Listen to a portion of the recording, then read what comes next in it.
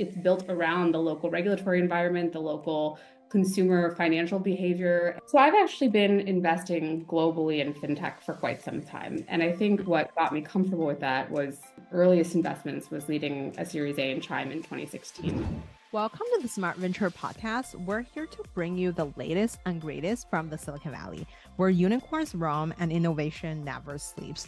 We've got top investors, superstar founders, and well-known tech executives lined up to share their secrets on building and investing in successful companies.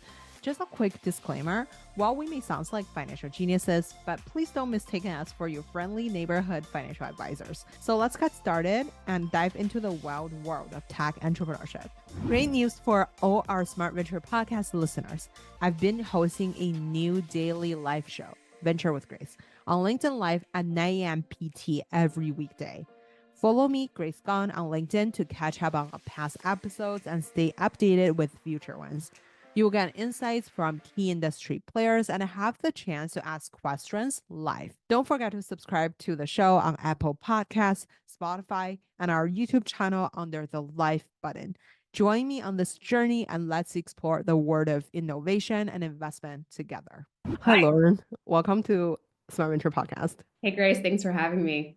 Okay, so to start the show, I would love for the audience to learn more about you. So you have worked at the Clinton Foundation, and then later on you work at Google, and then before you guys created Acrew Capital, you and some of your co-founders are all worked at Aspect Ventures. So why don't we start with what were some core lessons that you've learned early on in your career that kind of shaped you into who you are today? Yeah, happy to. So I took a circuitous path to venture, but I would say I think a lot of folks in the industry have, and there's a through line that's pretty clear to me. But it's one that I think looking outside in, people are always like, "Huh, you work at the Clinton Foundation in India, and then at Google." So anyway, yeah, but my early career experiences certainly had a huge impact on how I think about my job today, and maybe taking them kind of in chronological order. So my first job out of college was with the Clinton Foundation, as you said. I was based in Delhi, and I was there initially to work on clean tech projects. And I think that the experience just taught me a lot about comfort with ambiguity. I was the first person for my team as a 22-year-old thrown on the ground there. I had to develop kind of a whole project plan in a place that I didn't know a whole lot about. And then when the global financial crisis hit, the mandate for clean tech kind of dried up. So I had to sort of pivot and figure out sort of where to focus next. And so I think just that, that experience of having to be forced into just getting comfortable and being successful in navigating through uncertainty was really important for me early on.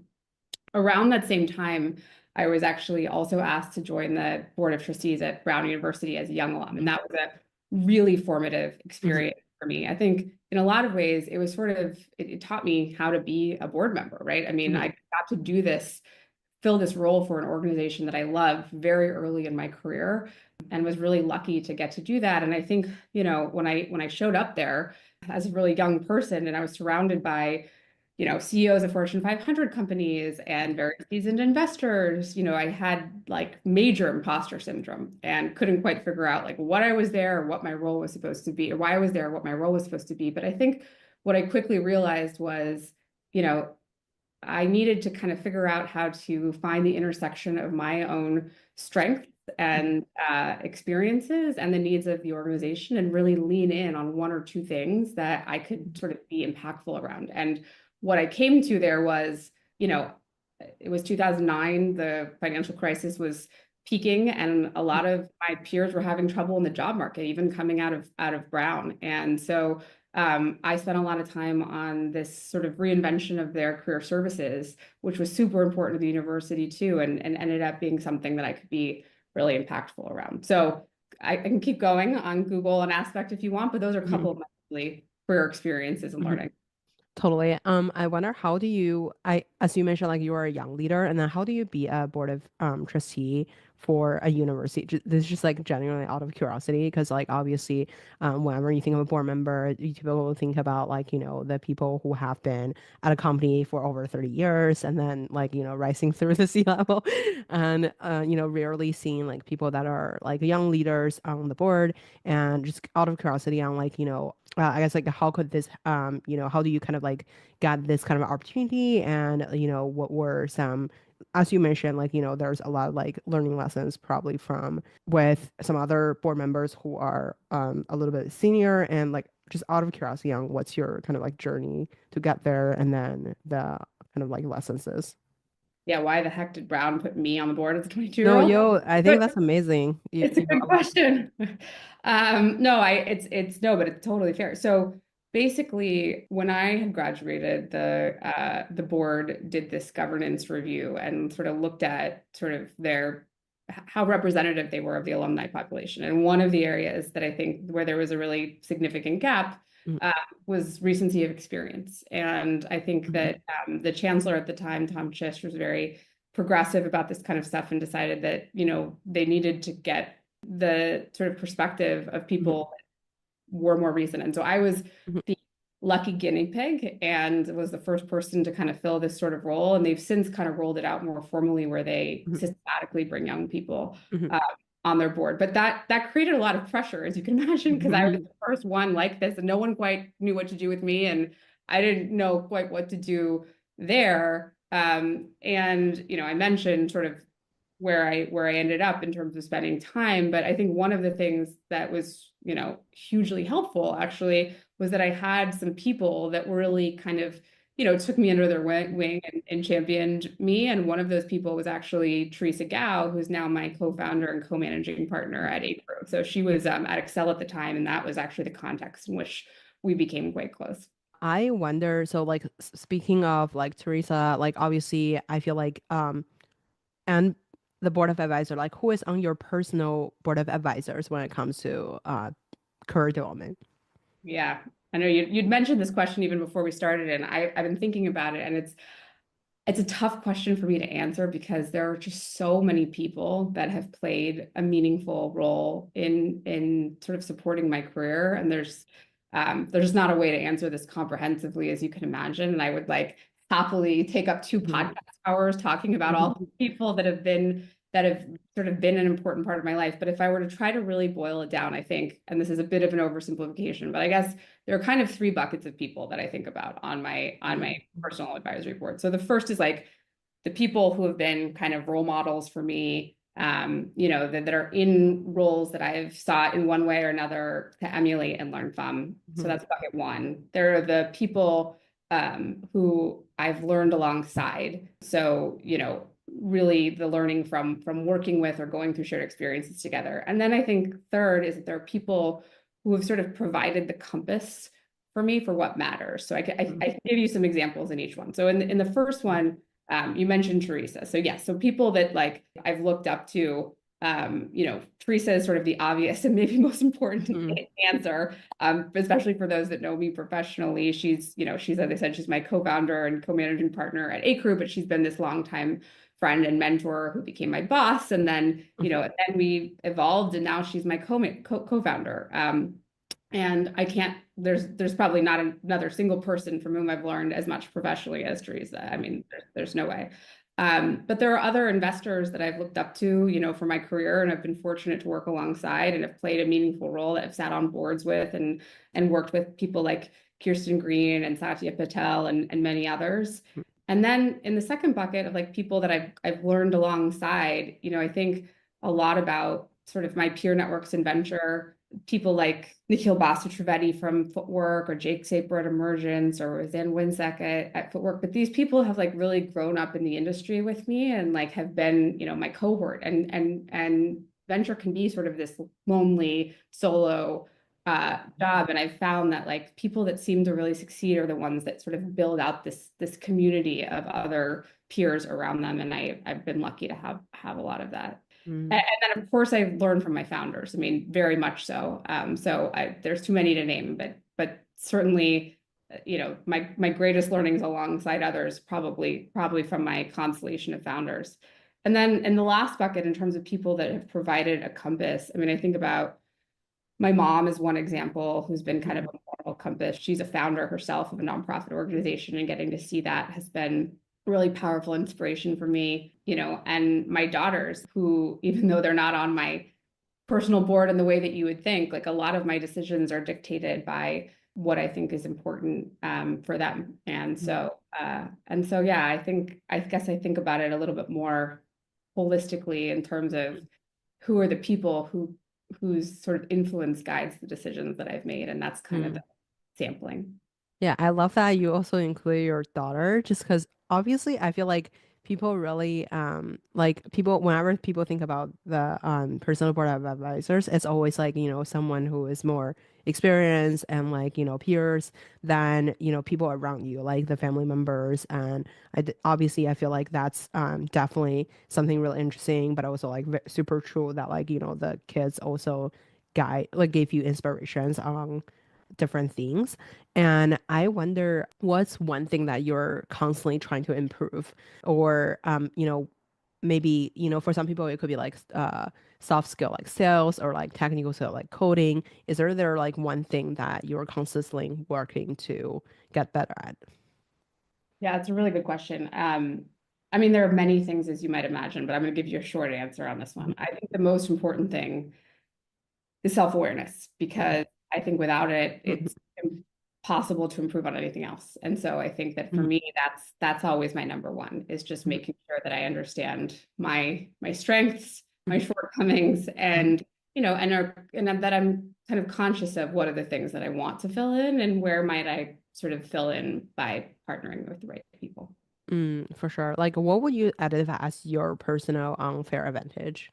My personal unfair advantage, I would say it comes down to building relationships. I think that we thought a lot about this when we founded Acrew, but and it's hard to synthesize this down into marketing terms, but like I think we really wanted to build a firm of people who could be trusted and authentic partners to each other and to our companies. And that means like no assholes. And it Mhm. means being, Mhm. really mindful of the Mhm. values and the type of people that you want to be around. And so I think that, I've pride myself in having a good sense of evaluating people and of building sort of that community and culture Mhm. around me of Mhm. kind of a network that sort of brings in more like-minded people. For sure. Okay, so jumping into an investing segment.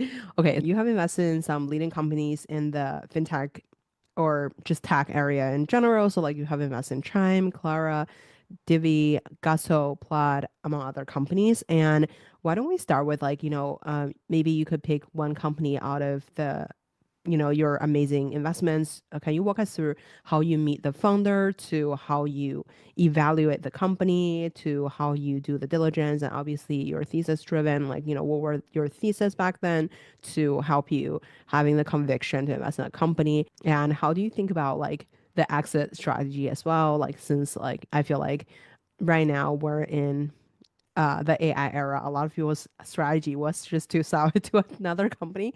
But just out of curiosity on like your thought process on, evaluating a company and thinking about where they are and where they're going.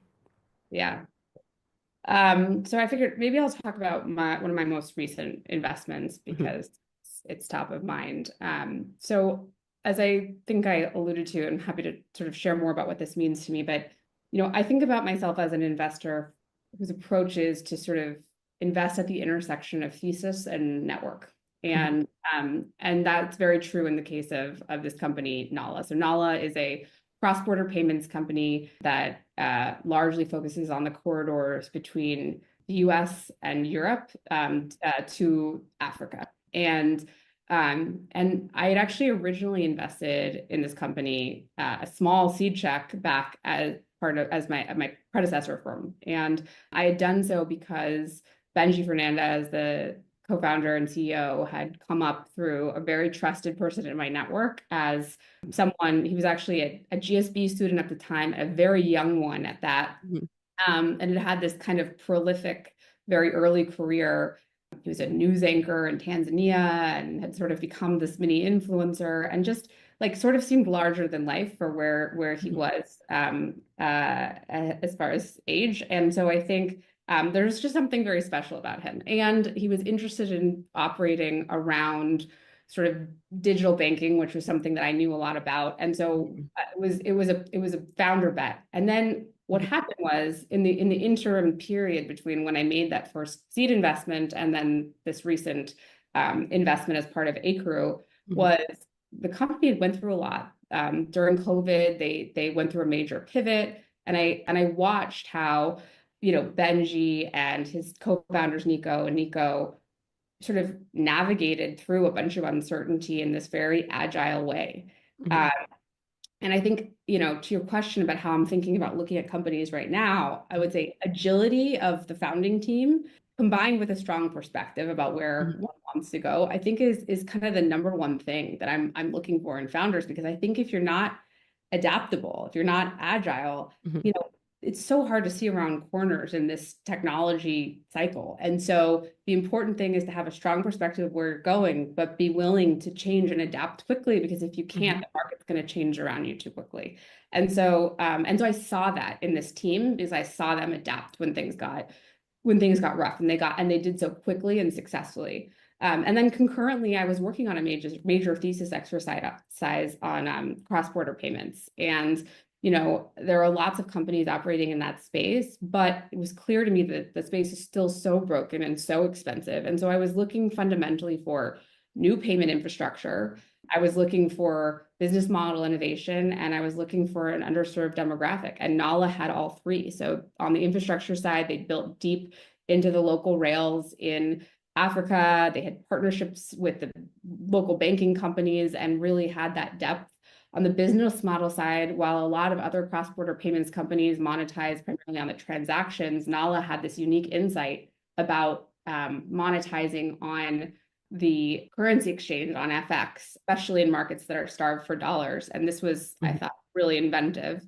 And then they were serving an underserved demographic, but a very Mhm. large one. So, Africa is set to have, a third of the world's young people, Mhm. in this decade. And it was just a very fast growing young population of people who are more tech forward and who are, frankly, migrating a lot. And so it sort of all lined up from that perspective. And I had the great pleasure of leading their Series A last year, and the growth has just been fantastic. So it's been a Mhm. fun one to be a part of. I wonder, how do you think about like the competitive landscape in a foreign country? Just because I think it's very different than Silicon Valley, maybe as you mentioned, like the GSP background or like some sort of like pedigree is like very, I think like in Silicon Valley is very highly valued. But I think like going to another different countries, like I feel like especially across the globe, it's like maybe there's a lot of different culture related things, or like you mentioned, the agility or like adapting into the scene locally. Maybe it's very different. So like I guess like what were some other company that you were also like using as a benchmark to like kind of like benchmark off this particular company, and how do you think about the risks associated with localization? Yeah.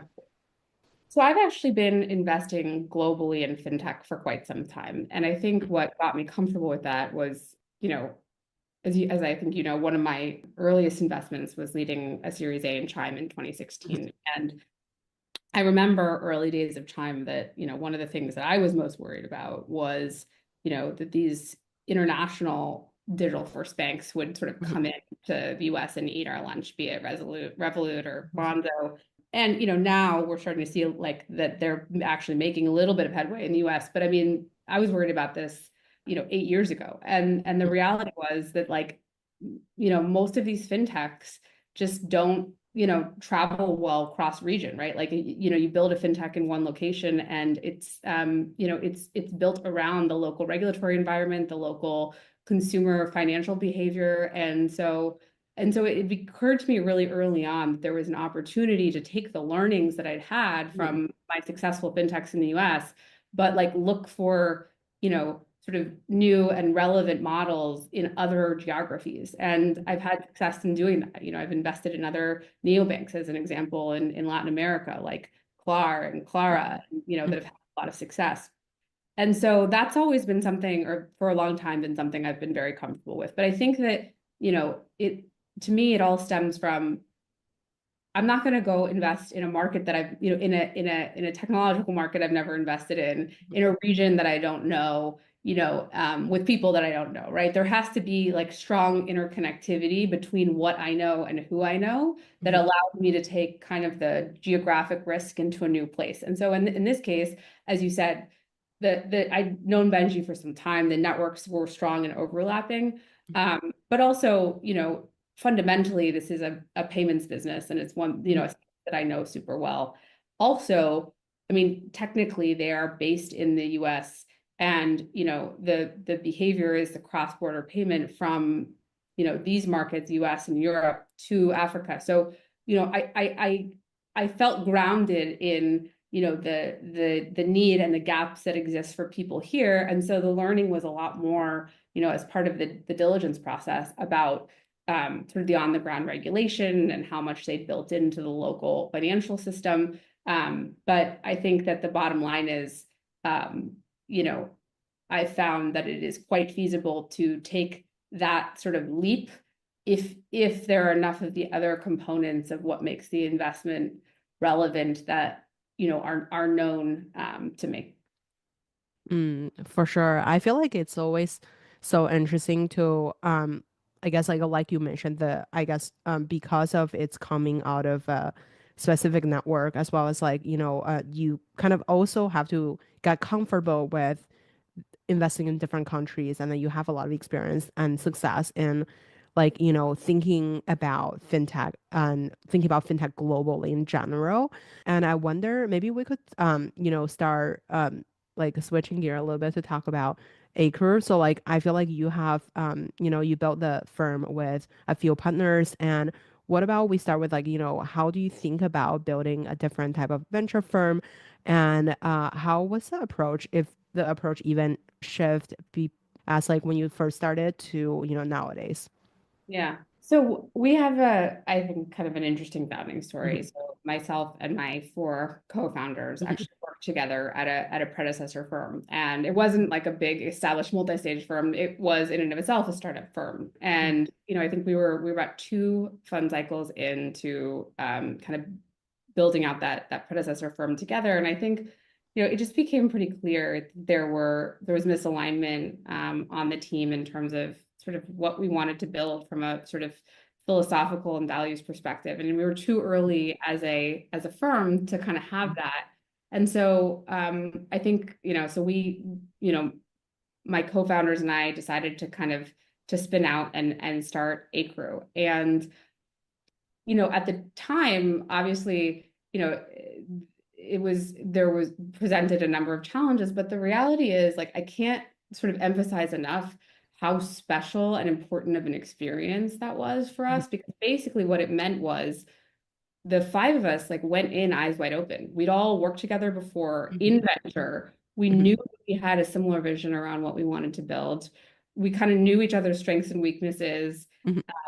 And we had a lot of learnings from the prior experience, and we made a very deliberate choice to do this together again. I mean, we could have easily parted ways and gone on to other firms, but we really were dedicated to having the opportunity to work together for a second time. And so I think that we, as a result, set up the firm a little bit differently. We are, for one, very values oriented as a firm. In fact, we spent 2 days in an offsite before we even started talking about investment strategy or fundraising strategy or anything else, just talking about what we wanted our values to be. And, and we have a pretty comprehensive set of values that have come out of that and are really core to how we build the firm, how we hire, how we think about decision making. And so that's really sort of inherent to, I think, who we are day to day.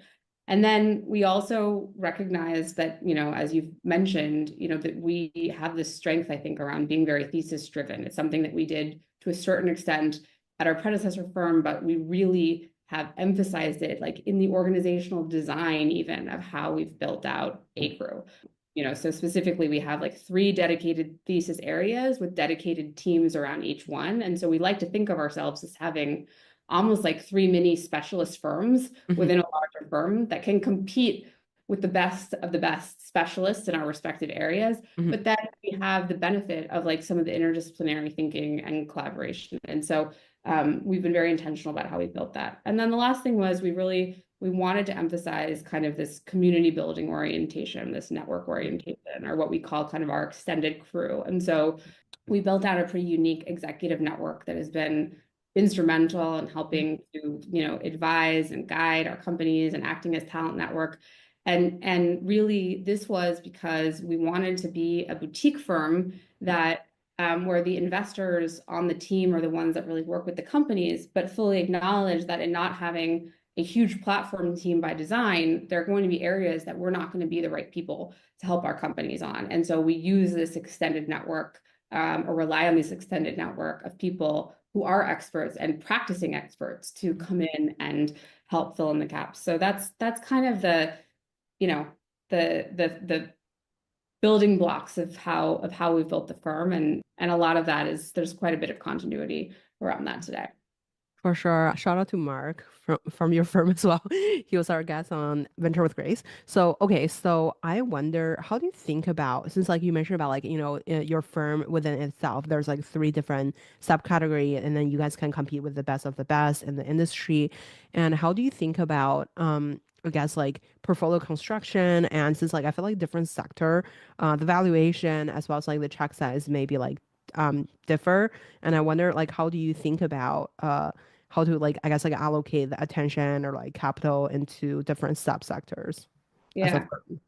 So this is like it's a really good question, and it's actually like a big part of this thesis work that we do, in the sense that like we recognize that at any given time, one of the areas that we invest in, the areas we invest in are fintech, data and security, which is what Mark spends all of his time on, and then digital health. And then at any given time, 1 or 2 of those areas may have a lot more in the way of interesting opportunities than another. There are natural tailwinds and headwinds that come up that are not necessarily consistent across all 3 of those sectors. And that's kind of by design in a way, because, it's a portfolio strategy. And so, if you think about what was doing well in 2022 and 2023. I mean, it certainly wasn't fintech, and I'll be the first person to admit that. Doesn't mean there weren't great companies that came out the other side, but the truth is, like, it was a rough time. On the other hand, because of geopolitical issues and other things, there was a lot of momentum around cybersecurity. And so,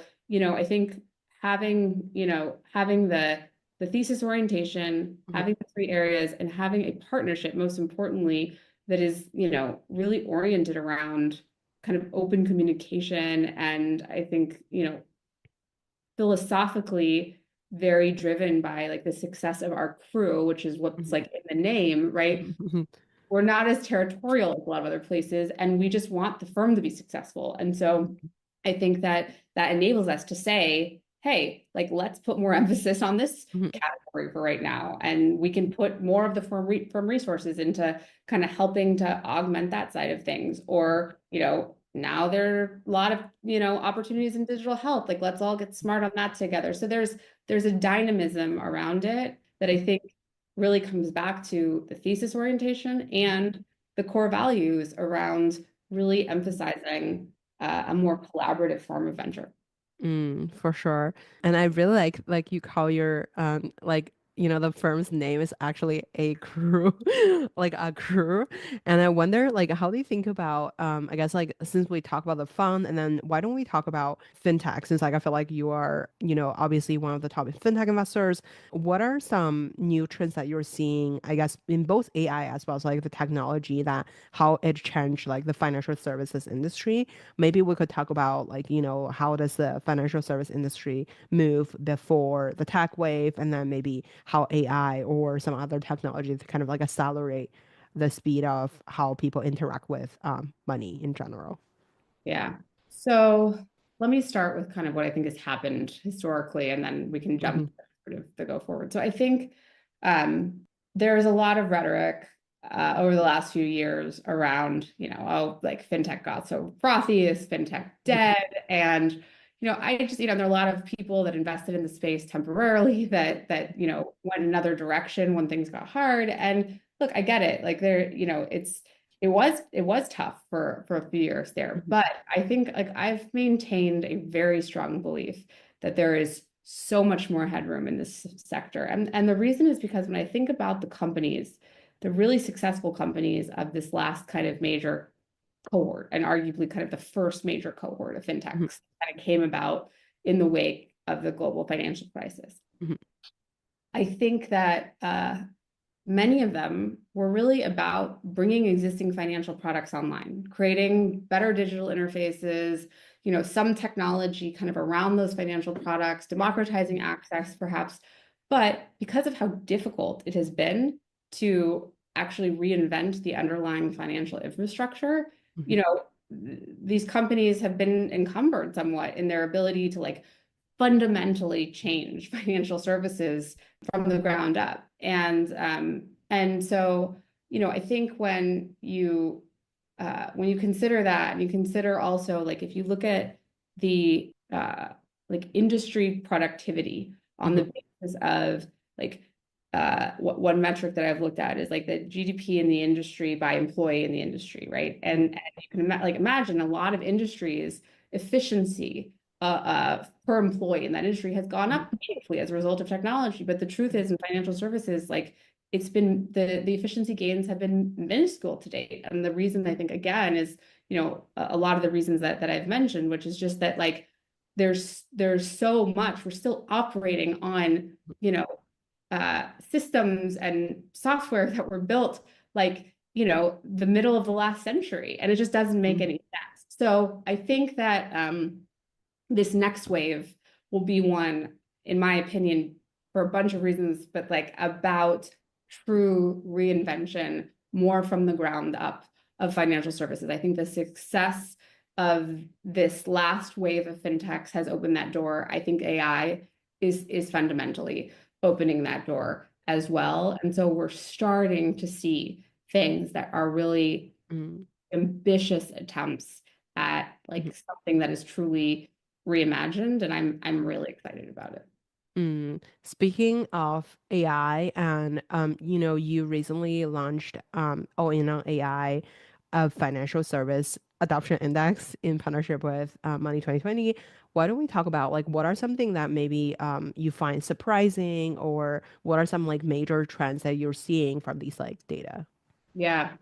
So as you said, we did this report, and what it looks at is we basically did a comprehensive scraping of the internet to Mhm. pull every meaningful announcement, so Mhm. publicly available announcement that scaled industry leaders in financial services and fintechs had made, basically between the launch of ChatGPT and when we released the report a few months back. Mhm. And what we were trying to look at is to see like what are the industry leaders actually doing and with AI, or at least what are they saying they're doing. And the reason that this mattered so much to us, and that it matters, I think, as an early stage investor, is because this technological shift is really fundamentally quite different, in my opinion, than technological shifts that we've seen in the past. So, when you think about cloud or you think about mobile, I think the opportunities for native entrants were pretty clear. Like cloud, there was an obvious advantage. If you were building on top, if you built from day one on top of the new infrastructure, you could just be more nimble, right? Like, and you could offer the benefits of cloud. You didn't have to do this major transition. Mobile, like if you were a mobile native player, like you could take advantage of, the unique characteristics of mobile in the fundamental service that you were offering, like geolocation or the ability to do true on-demand services. And so that was pretty apparent. But with AI, it's a little different. And the reason is because there are advantages that come from volume of data and existing processes that, are sort of highly repeated within an organization. And Mhm. so I think that what we really wanted to better understand was where is there room? Where will the native AI entrants win? Mhm. And And the starting point was, okay, well, what are the industry leaders doing? Mm-hmm. And I think, I'll just kind of give a quick summation of what we saw about the industry leaders. And then if you want, we can talk about AI natives. But there were, so 76% leading financial institutions have announced a meaningful AI initiative in the last 2 years, essentially. Mm-hmm. And what was more surprising was over half of them have built AI into their core customer-facing product. And this did not include customer support. This is the product itself. We took out customer support, which is like so contrary to what people think when they think about financial services and AI. The common conception is that this industry is going to be a laggard in adopting new technology, and quite frankly has been historically, but that's not what's happening here. So there's a lot of rich data in this report, but I think one of the things that it really showcases is that financial services is very lean in on adopting AI and generative AI in particular. And so it's an exciting time. For sure. I feel like there's a lot of like really interesting stats on here. Like, and I wonder, in terms of like, I guess like one thing I'm curious about, since like you mentioned about these, CFO software takes a cake. So I feel like a lot of fintech were directly selling to the CFOs. Can you maybe give us like a little like background information on like, how is CFO buying a piece of software, and then like how does like the sales cycle kind of look like in the past, and then for AI to take place to help I guess like helping companies or like banking platforms understand the transaction, I guess like which part of the automation should be happening as like an AI native way versus like what are things that like just like should never be touched because of there's so much, I guess, regulation or some other stuff that are like just super hard to move. So you're right. So part of this report, we looked at which industries, like sub-industries within fintech, are leading the way Mhm, in AI mhm, adoption. And CFO software was kind of top of the pack. mhm, Wall Street tech was up there too with regard to generative AI, but CFO was kind of number one. And then we also looked at like a leaderboard of companies to see which companies are leading the way. And so the reality was, you're right, like CFO software, there's a lot of representation. I think for probably obvious reasons, in that many of the other categories within fintech financial services, which we looked at, are like fundamentally financial products, like banking and lending and credit and insurance. Whereas CFO software by definition is software, right? So there's more of a surface area for mhm, automation. And number two, as I think you said, you're not dealing with as complex of a regulated product, right? I mean, obviously, there is a high need for efficacy, so it doesn't. The stakes are still very high, mhm, but the sort of regulatory implications are much less. So I think for those two, I would say for those two reasons, the adoption there has been especially strong. mhm, And so when you think about like the CFO software companies specifically, mhm, 86% of them have AI in their customer facing product, not mhm, support related, again, mhm, product. And it's cool to see that like a lot of them are really starting to automate like core pieces of their customer facing workflow. So I'll give you an example. Sukhinder Singh Cassidy, who's the CEO of Zero, is also a venture advisor at Acrew, and we've done a lot of work with her on this in particular. And Zero was among the leading companies on the list. And they've done a lot around this AI assistant Jax that they've built into their product to actually, basically take over some of the core workflows that their products have done and historically. And that's cool because, I would say a lot of companies tend to be hesitant to, they use AI to sort of mhm, supplement, but not actually reinvent the core mhm, product. But in this case, like, a lot of the sort of workflow around SMB invoicing for those that want to do it through a chat interface is happening on AI. And so they're really moving, piece by piece, but, meaningful portion of that product experience to a more agentic type interface with more automation on the background on the back end. So that's one example, but I would say that category has seen a great deal of activity. super interesting. And maybe we jump into the AI native department. So like I think you mentioned about like generative AI enable fraud detection.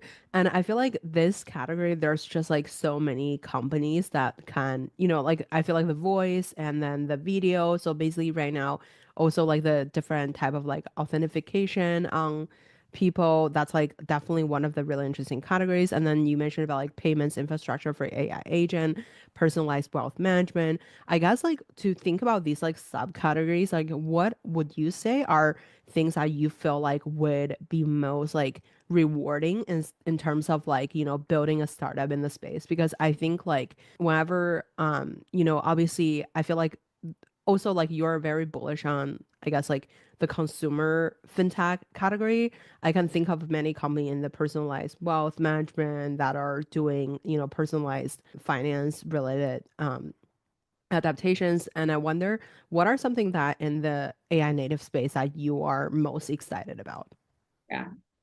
So I think that what all of this work helped us sort of crystallize is the following. I mean, I think, look, there are going to be a lot of AI, Mhm, amazing AI native companies built in fintech and clearly more broadly. But I think that like the two sort of large categories in which I mhm, think there's meaningful opportunity right now in AI native sort of applications of financial services are one, categories where there's like an opportunity for fundamental reimagination. So like really kind of changing the product offering, the business model, like the way in which the sort of financial product operates. mhm, Um, so there's the fundamental reimagination bucket, mhm, and then there are, I think, solutions that are oriented towards solving problems that are actually created by AI, right? And so I think that both of those buckets are areas where, in my opinion, scaled fintechs and industry-leading financial services companies are less likely to sort of be the ones who win. So an mhm, example of each would be fundamental reimagination. You sort of mentioned it, but I think that there is going to be a whole new sort of wave of payment infrastructure mhm, around how agents pay. I mean, and it's almost hard to conceptualize right now, but I think that in the not too distant future, a significant mhm, portion of e-commerce payments will be at least partially driven by an agentic flow. And so in order to do that, we're going to require sort of new capabilities around the infrastructure to mhm, transact, the trust networks, the compliance infrastructure. And so I've been thinking a lot about that as like a category for reinvention, among others. And then in terms of like the bucket of what are the problems that are actually the new problems that are created as a result of AI, actually fraud is a big one. I mean, I think that it's, clearly there have been many, fraud detection sort of software mhm, applications that have existed, with every meaningful wave of the internet. But the reality is that this wave of technological innovation is significantly increasing fraud at a rate that we've never seen before. I mean, you think about the fact that deep fake frauds alone mhm, were mhm, up 700% year over year. I mean, that's mhm, scary. Like the malicious actors on the other side are using this technology to uh, to be more sophisticated and more scalable about their fraudulent attempts. And so, I hate to say it, but I think it's going to be kind of an all-out arms race. And the companies that are going to win are going to be mhm, super agile, back to that agility word, right? Like, mhm. and figure out how to keep up with the pace of innovation. And so I'm less inclined to think that's going to come from an incumbent. So those are a couple examples. For sure. I wonder since like I feel like you you created this report with Money 2020. I wonder how do you kind of like shape your own personal intake on the fintech space since I feel like you've been following the space for a long time and obviously you are an expert. And I guess like what's your content diet look like for yourself?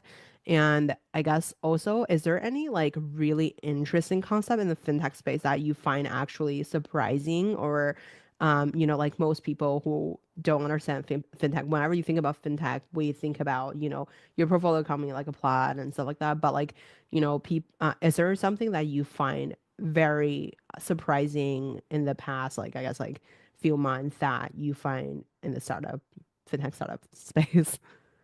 So I guess maybe I would like actually take a step backward and say, when I started out in fintech, I'd done this very early thesis work, and it really was around, I had a strong belief that there was going to be this opportunity for consumer-facing digital-first financial products. And when I did that work, I was really looking at, demographic shifts, I was looking at technology shifts, and I was looking at macroeconomic shifts, because all of those things have a huge impact on sort of how financial services operates at any given moment in time, right? And so at that time, in the early 2010s, right, we were, from a macroeconomic perspective, we were coming out of the global financial crisis, and people were, consumers were inherently scarred and distrustful of legacy financial institutions as a result of what had happened.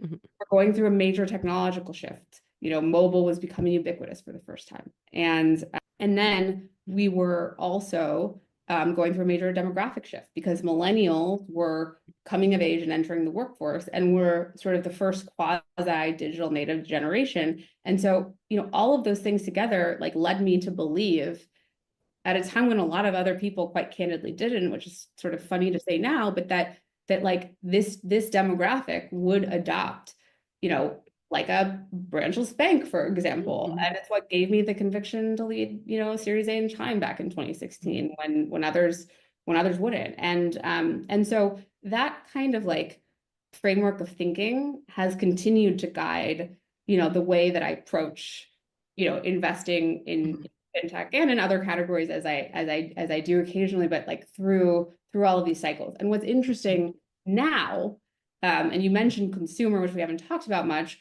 but like I actually think this is an incredible time to be building consumer fintech. And the reason is because if you think back to what I just said about like sort of the three fundamental shifts that led not only the sort of foundation for Chime, but for that whole cohort of like meaningful B2C and B2B2C companies that came about in that time period, I think we're going through something very similar right now. There are direct parallels. So if you look at, macroeconomic volatility that we've experienced, however you want to characterize it, but certainly inflation and, interest rates being what they are, and, some of the sort of political reality has had a significant impact on how people think about their financing. One. Two, we're going through a major technological shift again with AI, probably the most significant that I've seen in my lifetime, certainly as a professional. And then three, you have Gen Zers sort of coming of age and entering the workforce and setting up their personal financial stacks. And these are like the first true generation of real like digital natives from day one. And they have a different set of priorities and, needs and, expectations of personalization and other things. And so the combination, again, I think is like there are meaningful enough shifts that I think there is a opportunity for a next wave that's even more significant than the last one. And I'm really excited about investing behind that. Amazing. Okay, so I want to be mindful of the time. I don't know if you have like a minute or so. Like, maybe we would do like a quick 1 minute fire round. So, number one, who made the biggest impact in your career? I mean, I would think it's hard not to say Teresa, to be honest. I mean, I think that ultimately she was a friend and mentor, and then became my, and then I worked for her, and then and now she's my co-founder and co-managing partner. So for sure, she's been sort of the most important constant professional. Where can we find you outside work? Hanging out with my daughters, playing games outside with them. Yeah, I mean, I think that right now at this stage in my life, I've got like my two babies, my building my firm, and I've got my actual babies. And yeah, Bailey and Sierra are kind of my joy right now, and I'm getting to kind of experience the world again for a first time through their eyes. And so there's not a lot I'd rather be doing with my time. Amazing. Well, Lauren, thank you so much for coming on the show today. It was such a fun conversation. Thank you for having me, Grace. Appreciate you inviting me, and for all of your thoughtful questions on this one and on all of your shows. So thank you. Thank you. Thanks for tuning into Smart Venture Podcast. If you learned something from the episode or even just mildly tolerated me, please subscribe and leave a 5-star rating. I promise I will keep bringing you more successful, insightful interviews and insider tips about startups. Remember, sharing is caring. So tell your friends to listen too, or enemies, I won't judge. Until next time, keep venturing smartly.